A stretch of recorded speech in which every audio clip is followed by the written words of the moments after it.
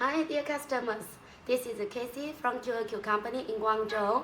Today I'd like to share some information about the belly painting and the hanging painting with you. So first let's see the products which we made already by different machine. Look at this is the machine painting. It means by this machine, belly painting machine, okay? And this one it's made by hanging painting, by hanging painting gun and this machine, okay, and the oven machine, okay. And now let's see the result from here. So this is made by belly painting machine. You see, it's food, but it's not shining, not looks smooth on the surface. But let's see this one.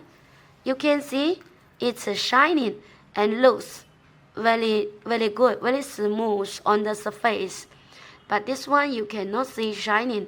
This one you can see shining, looks high quality.